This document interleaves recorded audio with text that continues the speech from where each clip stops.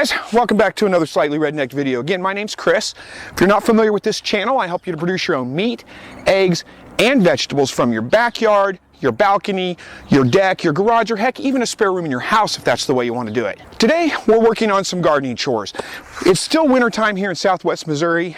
We've got snow expected in the forecast next week, but got pretty nice weather today. It's about 50 degrees, wind's not blowing, so it's a good day to get out and work in the yard, work in the garden. And this time of year is a fantastic time to be adding the supplements to your garden. The compost, your rabbit manure, those kinds of things. Adding that all to your garden, getting it ready for spring planting. So that's what I'm doing right now. Is I've turned my compost pile. This is my compost bin here. It's just a wire mesh compost bin. The city gives these away free. About once a year they do an event, give away these free. So I just went and grabbed one of them this last, well, it was in the fall, I think. And I threw some compost in there. I didn't have much material, but I did get a little bit of compost, actually more than I expected. So what I'm doing right now is, it's nowhere near done. This was just put in the fall. So there's still some really big chunks. This is kind of what's left over. You can see big clumps of stuff. This isn't completely composted stuff yet. So what I'm doing is I'm turning it. I'm getting out all the nice compost out of here, and I'm throwing all the big chunks that need to be composted still yet into the bin right there, and then I'll bring in some more material and start a new compost pile. What I want to show you right here is how I get this compost out, because I don't want to just shovel this stuff up. I mean, there's a bunch of sticks and leaves and stuff like that, and you could just throw that straight on your garden. But I really want the fine compost, and I want to use just a thin layer to kind of start my seeds, get it, put it right over the top, and feed my garden. So what I do is, I've got a little bit of a compost sifter here. Let me bring you in close, and I'll show you kind of how this thing works. All right, so this is a pretty simple design, really. It's just a wooden frame, just a 2x4s bolted together in a square, and it's about the same size as my wheelbarrow. If I turn it this way, it fits right on top of my wheelbarrow, makes it pretty nice. And then I just took a piece of hardware cloth and stapled it on using some pretty good, pretty hard, nail-in staples, not just regular staple guns, so it holds up. And the way it works is, let me get on the other side so I can shovel and I'll show you. So I've got all this finished compost, and I've already done quite a bit. You can see this is all the compost I've got. Just nice black compost. Some big chunks of rabbit manure still left in there, but that's not going to hurt anything at all. But this is good stuff. Very nice, fluffy, all finished compost. But whenever I go right here at the base, I've got all the other junk in there that I don't really want. Big clumps of things. I want to let those things compost a little more. So throw it on top of this screen right here. And I will tell you, don't go too big. You want to do this in small batches. And then if I just shake it side to side, all the fine compost falls through, all the big chunks kind of stick on top, and then just dump them in my compost pile to finish up. So I'm going to get quite a bit of this compost together, and then I'll come back and we'll work on getting this new compost pile going. All right, so I got my compost all sifted. I went ahead and just threw it in some buckets here so I could save it up, use it as I need it on the garden when I'm getting seeds planted and those kinds of things. And this is just beautiful. I ended up with about 4 or 5 gallon buckets of compost, so just great stuff. Nice, fluffy, smells great. Still a few little sticks and things like that in there. That's a piece of, I don't know, straw, something like that. Not going to hurt anything at all. It's going to be fine. So this is great. I mean, it just doesn't, you can press down on this stuff, compact it as hard as you want to, and it just fluffs right back up. Doesn't compact down. It's just great stuff. So it's going to be great on the garden. So I'm going to get my new compost pile going here. Before I do that, let's take a moment and let's talk about composting. What do you need to do to compost? If you're new to composting, don't make it overly complex. You can do compost a number of different ways, and its simplest form, just take all your material, throw it in a pile and let it sit, and it will compost down eventually. But there are some things that you can do to speed it up and to make it a little bit more productive. All right, let's start off by talking about what does compost need. Compost needs basically 4 things. It needs carbon, it needs nitrogen, it needs water, and it needs air. So those 4 things combined is what's going to get your compost, all your material, to break down and turn into nice black compost like this. So running through each one of those things. Carbon. Carbon is going to be your brown materials. So think of cardboard, newspaper, although it's not brown, it's still dried, kind of, it's carbon. Dead leaves, straw, wood chips, any of those kinds of things. Now I would stay away from using sawdust in your compost pile. You can do it, but sprinkle it out if you do. You don't want to use large amounts of sawdust because it tends to kind of pack together and becomes anaerobic. Air can't get in there, and so it just doesn't tend to do very, very well. But a little bit of sawdust or something like that is going to be fine. Wood chips are great. Make sure they're fine wood chips, pretty small. You don't want great big chunks of wood in there. You can do that, but it's going to take a long time to break down. Okay, your nitrogen. Those are going to be your well, your greens usually, like freshly clipped grass clippings. Like you mow your yard, you bag it all up, throw it in your compost pile, that's mostly nitrogen. Your manures, so like rabbit manure, quail manure, chicken manure, horse manure, any of those kinds of things. Now, you probably already know this, but just to make sure I clear this up, you know, some manures don't need to be composted, like rabbit manure is a cold manure, so is goat manure, alpaca, those are all cold manures. Means you can throw them right on your garden, you don't need to worry about composting. In fact, it's probably best just to throw them right on your garden, don't even mess with composting them. Why take the extra step when it's not necessary? But there are other manures that are hot manures, so those are going to be cow manure, horse manure. Horse manure is not quite as hot, it's a little bit on the cool side. You could throw it right on your garden, but it really is best to go ahead and compost that. Any of your chicken manure or quail manure, any kind of poultry manure, needs to be composted before you use it. And there are some manures you don't want to use whatsoever. Cat, dog, human, any of those kinds of manures you don't want to use in your compost pile because of the protein requirements, and there's just certain diseases and things like that that you could get. So keep those out of your compost pile. All right, so with that all covered, let's talk about ratios. The ideal ratio for compost is about 25 parts carbon to 1 part nitrogen. Now, if you're like me, I get way more nitrogen than I do carbon around here. So I'm going to be getting a whole bunch of dead leaves because they're all over the place right now. I'm going to get all those together. That's going to be my main carbon source, but I also do have some other carbon sources. Let me bring you over here and I'll show you what I'm going to be putting in this compost pile. All right, so this is all the material I'm going to be starting, well, not all the material, but a good start of the material I'm going to be using to build my compost pile. This stuff right here is just old garden waste. This is okra that from last year's garden, and this is going to go in. This is a good carbon source. I'm just going to throw the seeds and all in. Now, there's a good chance that a lot of these seeds are going to sprout, and that's okay. That doesn't matter. I can just chop them up right into the compost if I want to, or I can transplant them into the garden if I want to. Either way, free seed starts, so no big deal with that. Doesn't bother me a bit. Okra is not an invasive plant, so it's not hard if I don't want them to just chop them up right into the compost and they'll compost down. But again, just old garden waste. This is woody plants. I think this was basil, or no, these were habaneros. I can see one right there. Might save that. There may be some seeds in there I can use. So anyway, all my old garden waste from last year, just cut this stuff off at the base, leave the roots in the garden to decompose and feed the garden, and the rest of the stuff I'm just going to kind of chop it up and throw it in there, and that's going to be kind of the base of my compost pile. That's going to be a good part of my nitrogen.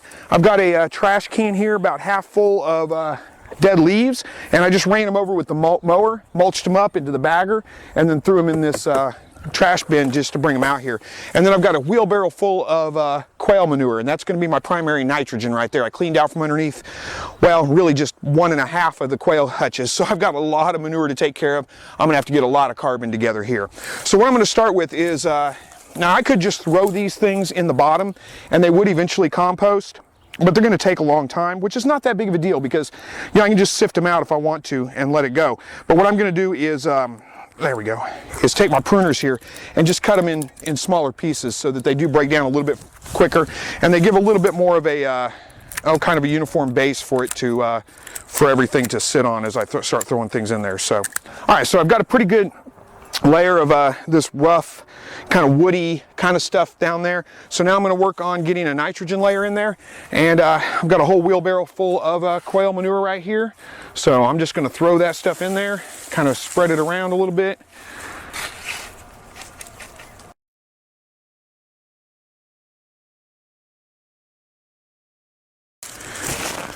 All right, a little bit of a layer of quail manure, and like I said, you need a lot more carbon than you do nitrogen. If you end up with way too much nitrogen, like if I were to just take all this quail manure and pile it up in a pile with just a few leaves or something like that, what you're going to end up with is it's going to get too hot, or it's going to go anaerobic in most cases. So it's going to smell. It's going to smell like a sewer. If your compost pile starts smelling bad like that, it's got too much nitrogen in it, it's anaerobic.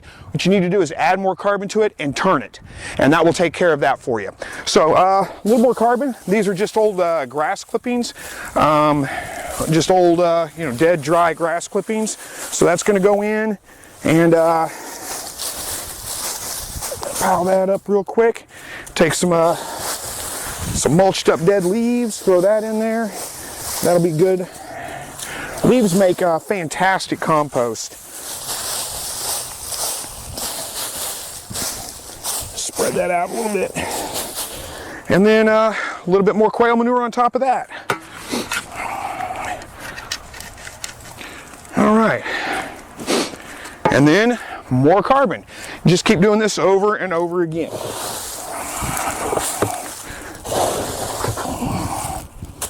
Now I'll tell you, I mean, you can notice I mulch these leaves up pretty fine. You don't have to do that. I like to mulch them up because it makes them break down a little bit quicker, so you get compost a little bit faster out of them. Also, if you leave them just, if you just rake them up and don't break them down, don't mulch them up, a lot of times they can kind of form a tarp-like effect where water has a hard time penetrating through it, which is not that big of a deal, but again, it can cause your compost pile to go a little bit anaerobic, can cause it to dry out a little bit. So I do find it's best to just mulch them up a little bit. Not absolutely necessary though, it'll still work even if you don't mulch them up. What I'm going to do now though is I've got this thing about a quarter of the way full. I've still got quite a bit more material. I'm going to be building it up quite a bit more, and it's pretty dry, so I'm going to go ahead and add some water to it. It's going to rain in the next couple of days, so I'm not terribly worried about keeping it completely watered, but I am going to go ahead and add a little bit of water.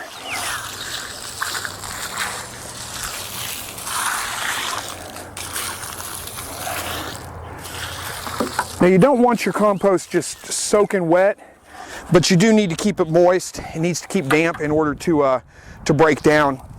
Dry compost doesn't break down very well.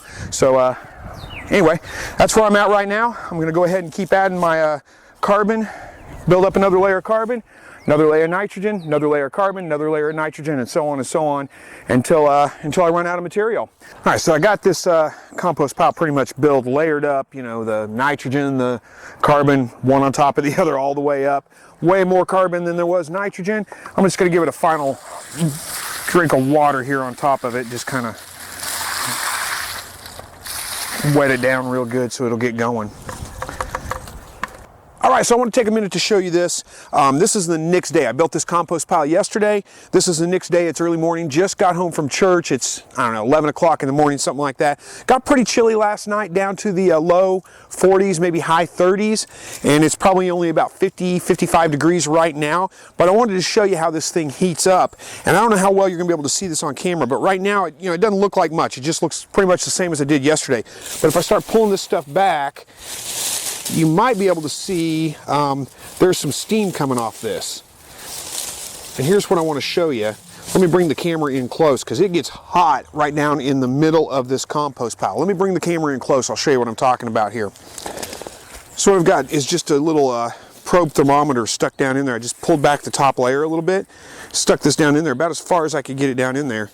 And we're at, I don't know if you can read that dial on that thermometer or not. It's pretty small, and it's only about that long. It's not a real long thermometer. It's not ideal for this, but it's the only one I had handy.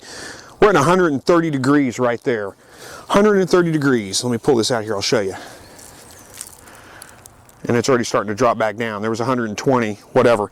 But again, this thing gets hot right in the middle of that. Now, if you take your, you can feel the heat coming off of it. In the morning times, you'll be able to see steam rising off this compost pile here. But right now, it's just too much, it's warmed up enough outside that you can't see the steam.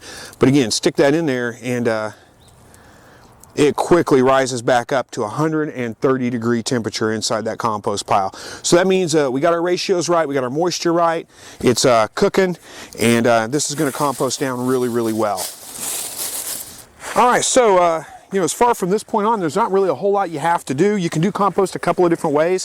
If I just leave this pile like this, it's going to compost down on its own. I'm going to get finished compost in a couple of months, probably about 4 or 5 months, maybe up to 6 months. It just depends on a lot of different factors with the environment, how much water we get, how much, all that kind of stuff. But as far as maintaining the compost pile, if you want it a little bit quicker, if you want faster compost, the best thing to do is to turn this compost, and that would be just, pull this cage off, set it over there, shovel all the stuff back into the cage. Do that about every 5 days, add a little bit of water when you do it, and you're gonna get finished compost in about 14, 15 days, maybe 3 weeks at the most. But it'll go a lot faster that way. And if you get a good composting thermometer, and this is not one, this is just a regular thermometer, but if you get one that has a probe on it about that long, just stick that down in there, you'll see it's about 140 degrees in the middle of that compost pile. Check it every day. When it starts dropping down, it gets below 100 degrees, turn your compost pile. If it doesn't heat back up once you turn it, add a little bit more nitrogen to it and stir that into it, and a little bit of water, and it'll heat right back up and it'll start cooking again. And that does a great job. Now, I will tell you a couple of things that you want to leave out of your compost pile. I've kind of talked a little bit throughout this video about things you can compost, but a couple of things you don't want to compost. Don't compost any kind of, for the most part, any kind of organic matter is going to be fine, but you want to stay away from bindweed, vining, things like creeping Charlie, that kind of stuff, kudzu, any of that kind of thing. You don't want to put that in your compost pile. Anything that germinates off of a rhizome, like off the stem itself, whenever you break it, it goes, it'll produce 2 plants. That kind of stuff you don't want to put in your compost pile. It may get hot enough at 140 degrees to kill it, but then again, it may not, and you may end up just spreading that throughout your whole garden bed when you throw compost on there. So stay away from those kinds of things. But other than that, pretty much any kind of organic matter is going to work. Again, stay away from meat and bones and those kinds of things, but eggshells and all that is fine. All your kitchen scraps. If you don't have enough material together to build a pile like this, don't stress about that. It's difficult to get all your material together to build your pile all at one time. But what you can do is just simply get your bin set up, throw some dead leaves or something like that in there if you can, and then throw all your kitchen scraps on top of that. Whenever you get a layer of kitchen scraps, just a thin layer of those built into it, then throw some more dead leaves or grass clippings or whatever on top of that, and keep going. And just build your compost pile up, and then every once in a while, go ahead and turn that, and it'll work. You'll still get compost in the end. I just like to build a big compost pile, collect all my material together, build a big compost pile, and let it compost down. Now I'll go ahead and keep adding my kitchen scraps to this as I go. And then whenever I need compost, again, I just sift out what I need and then put the pile back together and let it continue to compost down. So anyway, hopefully you guys learned something from this video, or at least found it somewhat helpful. Thank you guys so much for watching, and as always, God bless.